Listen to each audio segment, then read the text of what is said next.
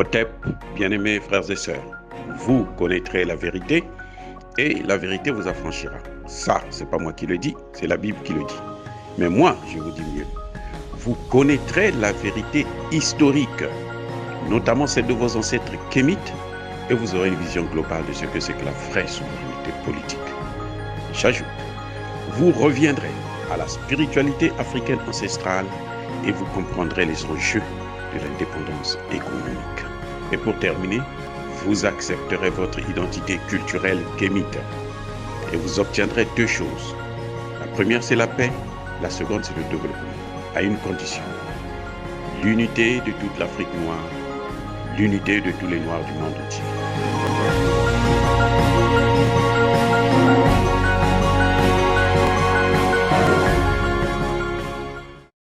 Otep à tous, bienvenue sur la chaîne des panafricanistes par essence, par conviction et par excellence. Celle des citoyens kémites par nécessité et obligation de combat. Nous sommes une chaîne qui n'est guidée que par nos ancêtres et rien que par les ancêtres qui appartiennent à l'égrégore du monde noir. Par conséquent, nous ne croyons en aucun Dieu venu de l'étranger. Toutefois, cette vidéo n'est aucunement destinée à inciter ni à la haine, ni à la violence, car nous menons un combat qui est d'abord et avant tout spirituel, ensuite il est politique, géopolitique et géostratégique contre l'impérialisme, le colonialisme, le néocolonialisme et l'endocolonial. Sur la base du principe fondamental que nous avons hérité de nos ancêtres kémites, qui est celui de la Mahat, c'est-à-dire vérité et justice. Vous êtes donc en droit de connaître la vérité et nous avons l'obligation de vous dire la vérité et rien que la vérité, afin que justice soit rendue au continent africain. Et ça, c'est notre modeste contribution dans cette noble lutte en faveur de la souveraineté, la dignité et l'unité africaine. Et ça, c'est ce qu'on appelle, ni plus ni moins, que le panafricanisme. Bien-aimés frères et sœurs, nous avons vu Emmanuel Macron courir après Joe Biden, le président américain, lors du dernier sommet de l'OTAN. Nous avons vu un Emmanuel Macron qui est soumis, qui se rabaisse, qui s'agenouille devant Joe Biden pour demander de l'aide. Quelle aide? La France est l'un des pays les plus influents de l'OTAN. Donc, quand on voit l'OTAN, on voit d'abord les États-Unis en premier lieu, ensuite l'Allemagne et l'Angleterre, et ensuite la France. Donc, c'est un membre important sur les 27 ou les 30 pays qui font partie de l'OTAN. Mais, il y a un problème.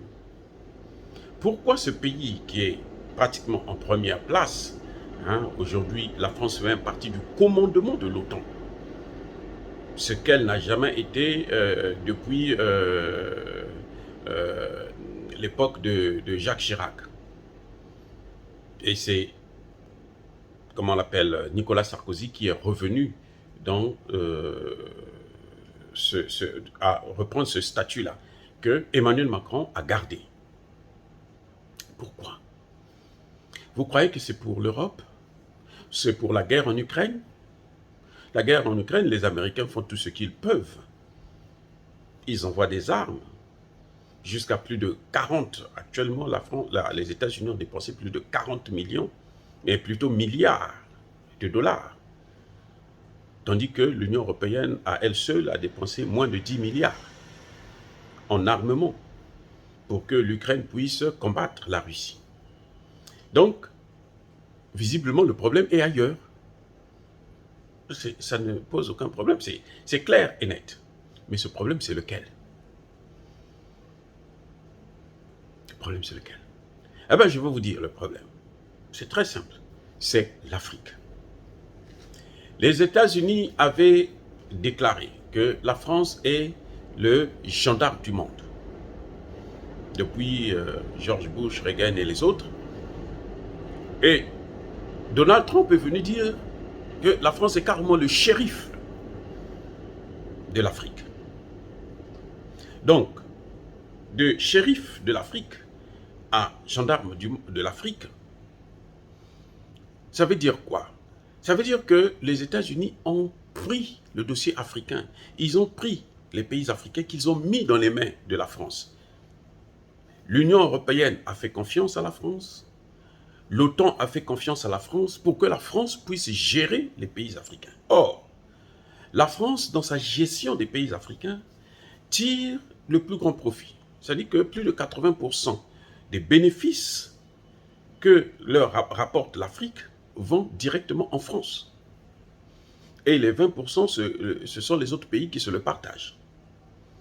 Les Américains, bien entendu, ont leur part de marché parce que ce sont eux qui commandent la France à agir dans une certaine mesure. Mais là, on a vu que le fameux shérif est en train de perdre du terrain au profit de la Russie. Parce que la Russie a compris que la France est un pays faible qui ne peut pas lui faire la guerre, en fait, en réalité. Et donc, elle a commencé à frapper au ventre mou de l'OTAN, qui est la France. Et que font les autres, les pays européens et les États-Unis? Ils se disent, mais on vous a donné un fardeau, on vous a donné une charge, on vous a donné une responsabilité, vous n'avez pas pu tenir cette responsabilité. Voilà que vous êtes en train de perdre le continent par vos conneries. Ah oui, c'est ça ce qui est en train de se passer. C'est que la France est en train de perdre à cause de son arrogance, à cause de sa gourmandise, à cause de son manque de vision pour le développement de l'Afrique. On ne développe pas, on ne peut pas coloniser plutôt un pays si on n'investit pas dans ce pays, si on n'est pas capable d'avoir une domination économique. Or, la seule domination économique de la France en Afrique, c'est le franc CFA. Et le franc CFA aujourd'hui est très contesté. Il y a des pays qui aujourd'hui ne veulent plus déposer leurs réserves en France. Il y a des pays qui aujourd'hui ne font plus leurs échanges en euros ou en dollars, notamment dans les échanges avec la Chine, où les gens ont développé le troc. Ils se passent de tout ce qu'ils appellent, eux, le système SWIFT, pour qu'ils puissent coopérer entre eux et puis avoir de meilleurs résultats. Donc là, la France, le point sur lequel elle avait misé, elle a beau faire pour nous empêcher d'avoir une monnaie, c'est clair, mais ça ne change rien de son statut de pays de colonisateur, de dominant, puisque elle est en train de le perdre parce que justement, elle ne veut pas laisser ces pays avoir une certaine autonomie et ces pays sont en train de prendre cette autonomie par force. Nous avons encore, certes, des chefs d'État africains qui continuent à tenir mordicus, à rester dans la zone CFA, mais on le voit de plus en plus que le CFA, dans la jeunesse africaine, est contesté et très, très contesté. Personne ne veut en entendre parler, surtout par les jeunes. Donc, même les chefs d'État aujourd'hui évitent d'en parler, évitent de toucher à ce point parce que ça ne les rend pas crédibles devant leur population. Les pays qui utilisent encore le franc CFA aujourd'hui n'ont pas assez de crédibilité, même quand ils ont été élus démocratiquement parlant, puisque la volonté des populations est de sortir de cette zone. Voilà ce qui fait que la France se trouve dans une position difficile à tenir actuellement. On l'a vu, elle a perdu le Centrafrique. Là, c'est l'Afrique centrale qu'elle est en train de perdre. Ces tentatives de déstabiliser le Cameroun, jusque-là, n'ont pas marché, ça ne fait qu'échouer. On l'a vu, elle a lamentablement échoué au Mali. Aujourd'hui, le Mali ne veut même plus entendre parler de la force Barkhane, même dans le cadre de l'Organisation des Nations Unies, d'une mission des Nations Unies, puisque la France a demandé à ce qu'elle puisse assurer la couverture aérienne de la MINUSMA, ce que le Mali a refusé. Le Mali préfère que ce soit un autre pays qui le fasse, mais pas la France. Donc, la France a perdu. Et le Mali, c'était le pivot, c'était le centre même de l'intervention française dans le Sahel. Ce n'était pas le Niger. C'est le Mali qui avait été choisi par tous les États européens et américains pour gérer le Sahel. Et puis maintenant, faire tache d'huile, aller dans tout le golfe de Guinée. la France a échoué. Elle a perdu le Mali et l'Europe a perdu le Mali avec elle. L'OTAN a perdu le Mali. Aujourd'hui, le Mali, c'est maintenant la Russie qui a plus de pouvoir là-bas. On a vu que la Russie contrôle le Mali, le Niger, plutôt l'Algérie et une bonne partie maintenant de la Mauritanie. Donc, on voit que la Russie est en train de prendre appui, hein, est en train de s'étendre dans le Sahel. Le Burkina Faso aujourd'hui est hésitant, même si Damiba subit des pressions intenses pour qu'il puisse céder sa terre à la France à travers des attaques terroristes qui se multiplient maintenant. Et on a vu les déclarations de Issoufou, l'ancien président du Niger, qui disait que 40% du territoire est occupé, ce qui est bien entendu faux, mais c'est juste pour montrer que la situation est grave et qu'il faut qu'elle fasse venir la France. Or, Damiba sait que la population ne veut pas de la France, la population veut de la Russie. Et que s'il veut continuer à être un peu crédible,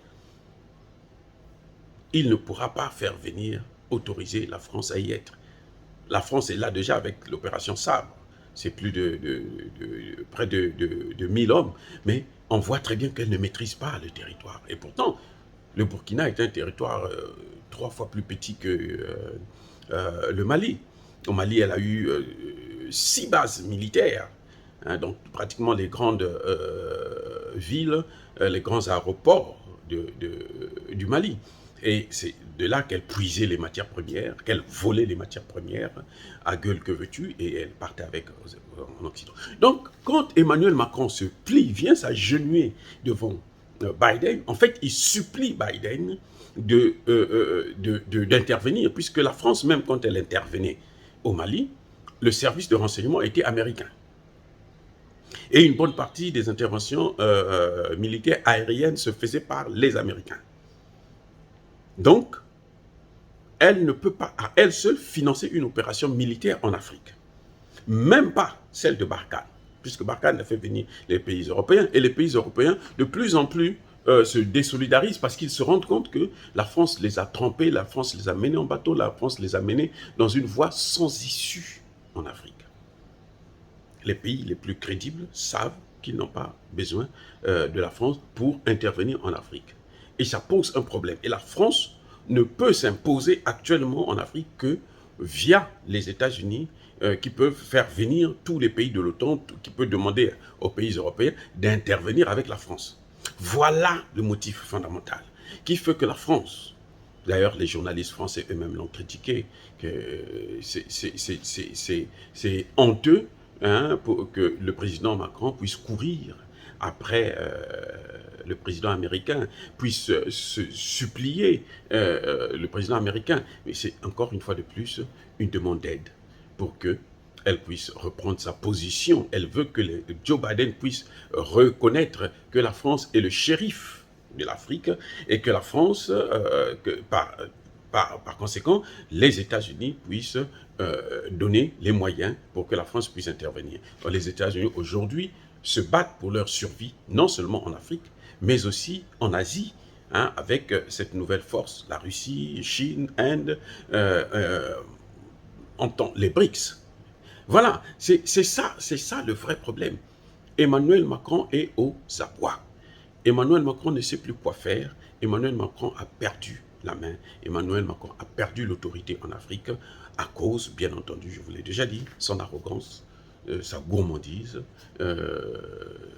sa volonté de domination des pays qui, aujourd'hui, demandent que la souveraineté, et ils vont l'obtenir, puisque on le voit de plus en plus, les pays africains se désolidarisent. On a vu la position africaine en Afrique, plutôt dans la guerre en Ukraine, elle est claire.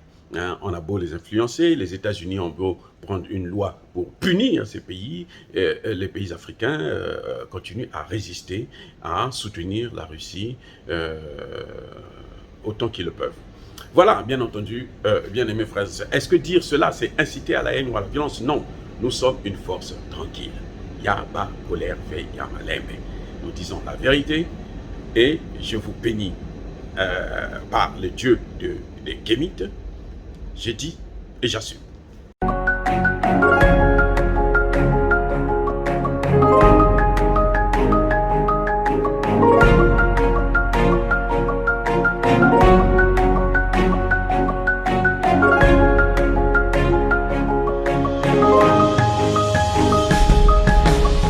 Eux, ils marchent par la foi et non par la vue.